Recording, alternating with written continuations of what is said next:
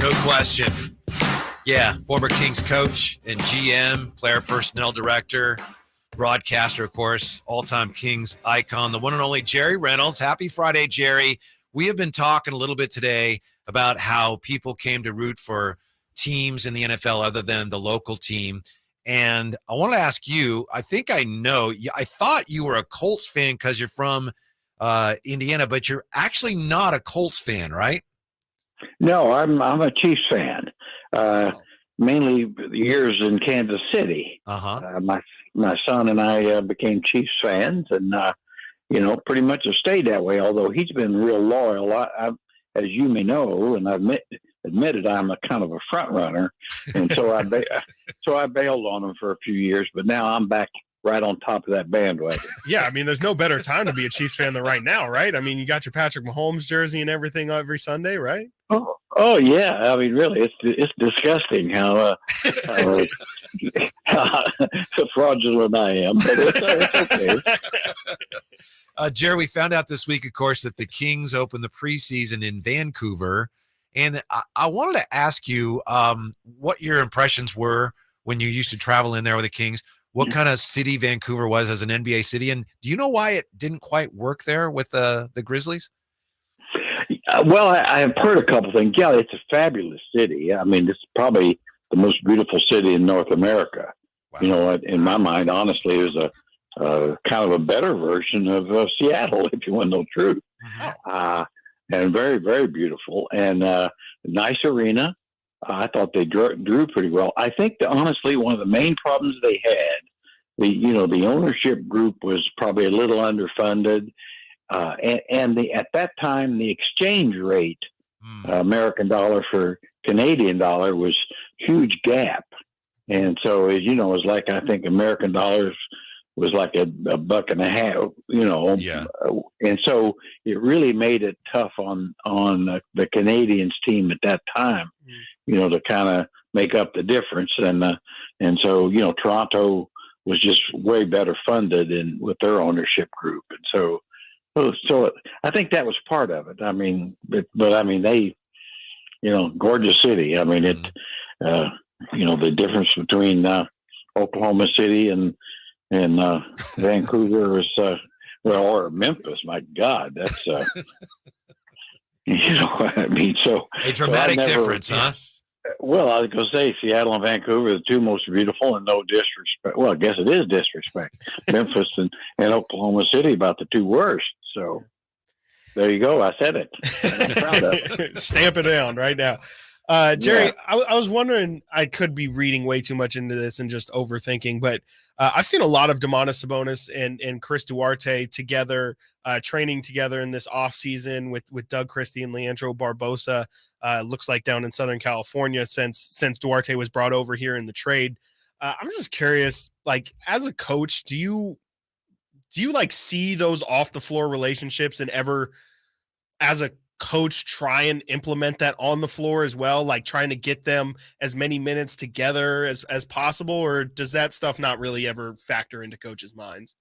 Oh, I think it should factor in. I mean, really, because if players are really in a comfort zone and know how to play together and are good at it, that's the main thing, if they're good at it.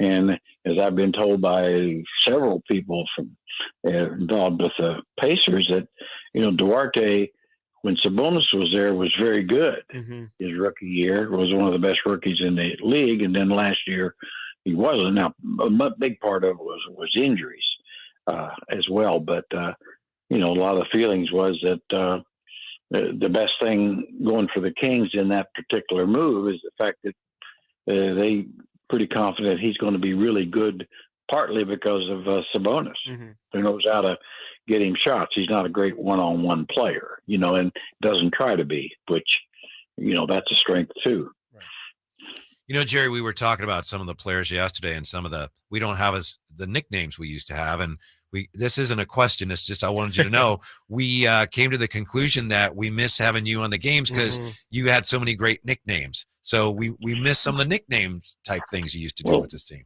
Well, thanks. I was going to say, during the season, I'd always thought of a couple of things, that I thought were really missed. Nicknames I liked. I don't know if the fans would or you guys would, but I was like Domas, Zagatron. Wouldn't that be good? You said Zagatron? Oh, because he's a Zag. Zag, yeah. Oh, Gonzaga. I was like zigzag, like when you zig, I zag. Okay. Come on. And a lot of it's kind of movie related, like for De'Aaron, I like Master Blaster. Yeah. Master Blaster. How about, of course, I like, for Kevin Herter, I never liked Red Velvet. I mean, that's too mushy. Yeah. How about Red Menace? Okay. Red Menace. Okay. Like the Soviets used to be the Red Menace, right? Exactly. Yeah. Yes. And then, Keegan Murray, since he's such a favorite, going back to the Natural movie, Wonder Boy. Yeah. Ooh, I had no idea Jerry had these ready. He's got these ready to go. Well, no, I've had these ready for months. Yeah. I felt I got a little life, and so when I watch games, I just, I listen to Mark Jones and those guys, and I think, why don't you call them this? Yeah. That could be neat. Like Davion, call him off night, which I like that. Uh-huh. But I like straight jacket better. Oh, that is actually phenomenal. Wow. Oh, that's awesome. And then for Barnes, I've always said cool hand, like the old cool hand Luke. Cool hand Barnes. Cool hand Barnes, baby. He never looks upset. I mean, maybe I know a lot of fans don't like that about him, but I think it's kind of a strength. Incredible. And then, but now I know there's one that you guys won't like, and I know Monk won't like it, but it just has to be there. Chip.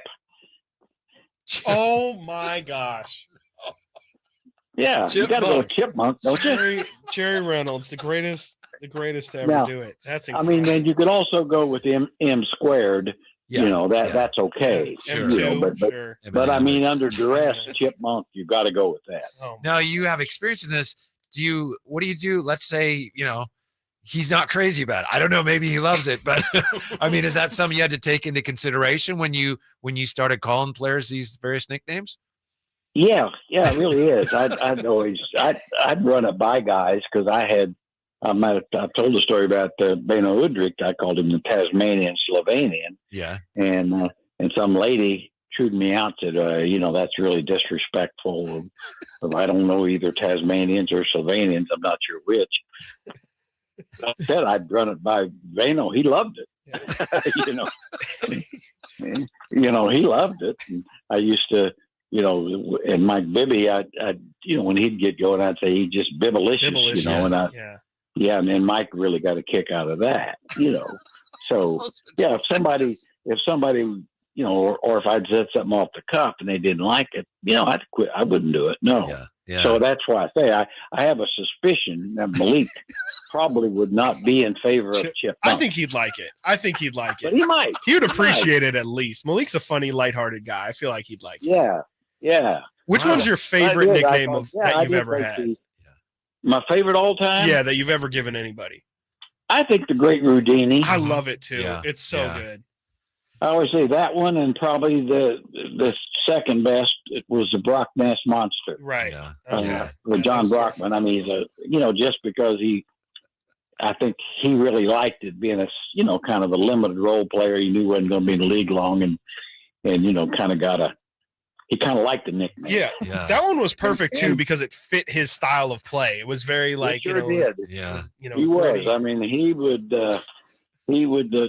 knock somebody down in the dirt there a little bit.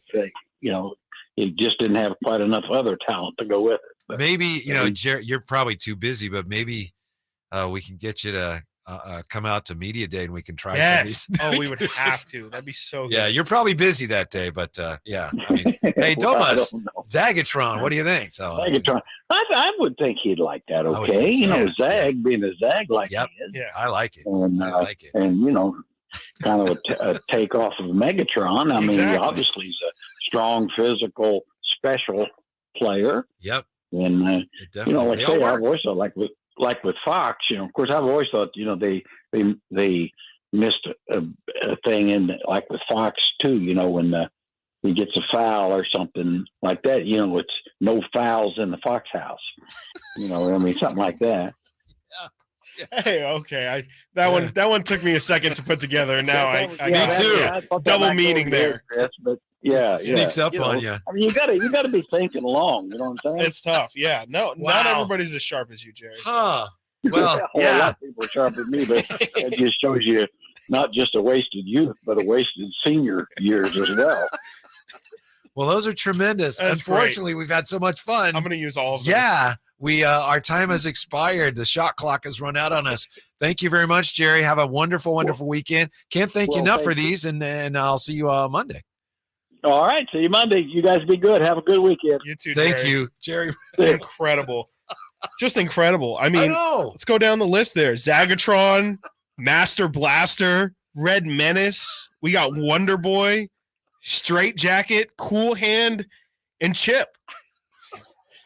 Chip is so good. I can't believe he's had to have heard that one before. I've never thought of that, but he's had to have heard Chipmunk before. That's so good. And remember, Jerry said it's possible he's not a fan of it. It's possible, but it's not probable. I think we should have asked him about my thoughts for Chris Duarte's nickname. Right. Well, we had to save something for next time. Duarte. We had to save something for next time. Yeah. All right. Coming up next.